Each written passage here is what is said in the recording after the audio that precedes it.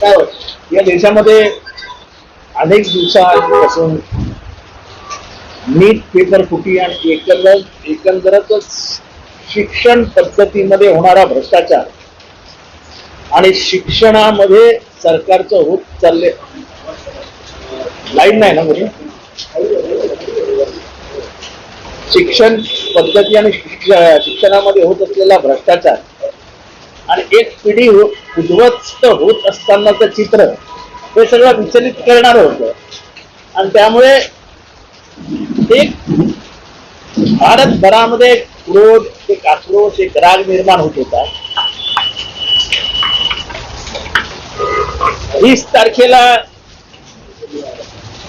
या देशातल्या युवा वर्गाने मोर्चा काढला राजीनामा मागायला. त्याच्यावर जो लाठीमार झाला मला वाटतं की तो अमानवी होता, ज्याला अनकॉल्ड फॉर म्हणतात तसा होता. आंदोलन चिघळत गेलं. या आंदोलनाचं मुख्य वैशिष्ट्य काय होतं तर या आंदोलनामध्ये हिंसा कमी होती, पण मात्र ज्या शब्दात त्यांना थोबाडीत मारता येत होती तशी थोबाडीत गेल्या 70 वर्षात मारताना मी बघितलेली नाही. हसत खेळत ते मजा करत तुमची टिंगल उडवायची, पण नेमकी जी टोपी उडवायची तशी टोपी उडवताना उडवणं सोपं नव्हतं. त्यांच्या घोषणा, त्यांच्यातला उत्साह. काल रात्रीचं चित्र गेले 4 दिवस मी चित्र बघतोय. 4 वाजता चौकून भागून रस्त्यावर तसेच उघडे कपड्यानिशी झोपलेत. कोण कुठल्या जातीचा पंथाचा कुठलाच आता पत्ता नाही. एक अनोखं आंदोलन होतं. आणि अशी आंदोलनं जेव्हा पेटतात तेव्हा या देशाचा इतिहास आहे झुकावच लागतो. जसं मी सांगतो की 73 ते 75, 75 ते 77 आणि इंदिरा गांधींचा पराभव हा कुठल्या मोठ्या नेत्यांनी नंतर आले मोठे नेते, पण आधी गुजरात आणि बिहारच्या विद्यार्थ्यांनी सुरू केलेलं आंदोलन अखेरीस इंदिरा गांधींच्या पराभवाकडे घेऊन गेलं. तसंच झालं. राहुल गांधींनी हे सगळं सुरू केलं, पण जेव्हापासून अभिजित गिचके यांनी कॉकरेज हा शब्द उचलला, जो आपले हिज लॉर्डशिप विवेकानंदजी यांच्या तोंडातनं बाहेर पडला होता, आणि त्याच्यातनं त्यांनी जे वातावरण गरम करत ठेवलं आणि कुठल्याही दबावाला बळी न पडता त्यांनी जे आंदोलन चालू ठेवलं, आज त्याच्या या जिद्दी स्वभावाला तरुणाईनी साथ दिली आणि आज त्या तरुणाईपुढे सरकारला झुकावं लागलं आणि अखेरीस राजीनामा द्यावा लागला.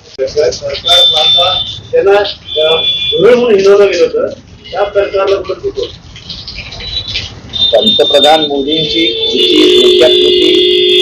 असं नाही, तर राजकीय वातावरण मात्र सरकार विरोधी आता देशात तयारच झालं.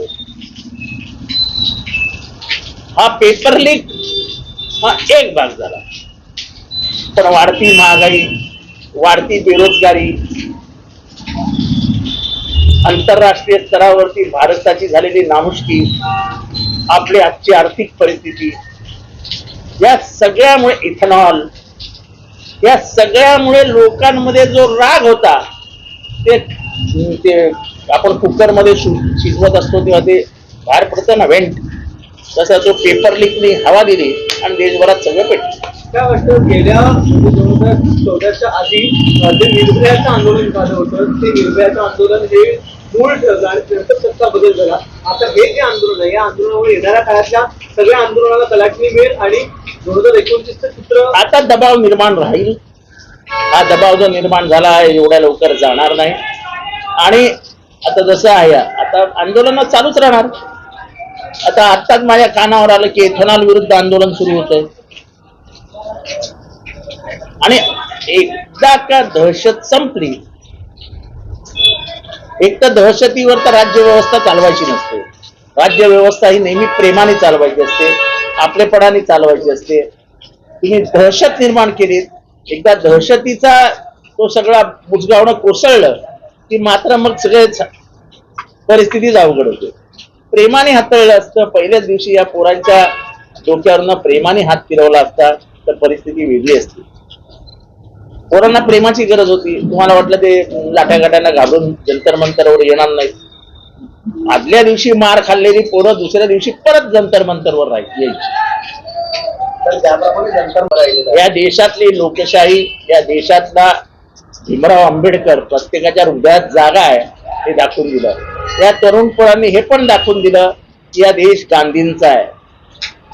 एवढा मार खाऊन सुद्धा या पोरांनी कुठेही हिंसक प्रतिक्रिया किंवा कायदा सुव्यवस्था बिघडवणारी परिस्थिती निर्माण केली नाही. कुठेही कायदा सुव्यवस्था आपल्या हातात घेतला नाही. पोलीस जे सांगतात ना की आम्ही कायदा आणि सुव्यवस्था व्यवस्थित करायला हे करत होतो, ते करत होतो, कुठलाही कायदा आणि सुव्यवस्थेचा प्रश्नच निर्माण झाला नव्हता. दादर मधल्या एका प्रसंगामध्ये एका बाईला म्हणजे एका पुरुषाला पकडायला गेल्यानंतर एक बाई मध्ये आली वगैरे वगैरे, तेव्हा आमच्या तुमच्या लक्षात कसं येत आहे स्त्रीच्या शरीराचा भाग कुठल्या आपल्या हातात आलेला आहे हे पोलिसाला कळलं नाही. हातातल्या संवेदना मेल्या आहेत का तुमच्या? आणि प्रवेश करताना तुमच्या डोळ्यात लागलेली आग, तुम्ही काय दरोडेखोराला काय दाऊद इब्राहिमच्या किंवा कुठल्या गँगच्या पोराला मारायला चालले होते की काय? सगळे विद्यार्थी चळवळीतली पोरं आहेत, एकदम मऊ मऊ मऊ पोरं बिचारी. उभ्या असलेल्या पोरीच्या कानशीला खाली वाजवायची. दिल्लीमध्ये काय केलंय, दिल्लीमध्ये काय हाल केलेत पोरांचे, कसे मारलेत त्यांना उभे आडवे. आणि वर्दी नसलेले कोण माणसं पोरांना मारत होती, कोण माणसं सोडून गेला.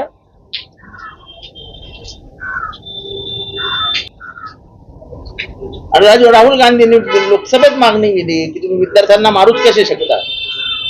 आणि मारायची काही पद्धती असते, तुम्ही गन्सचा वापर करता, पेलेट गनचा. त्याच्या जखमा बघितल्या राहुल गांधींनी पत्रकार परिषदेमध्ये दाखवल्या, अशा जखमा. बरोबर ना? असं काही कुठलं आंदोलन चिरडण्याच्या पद्धती आहे का?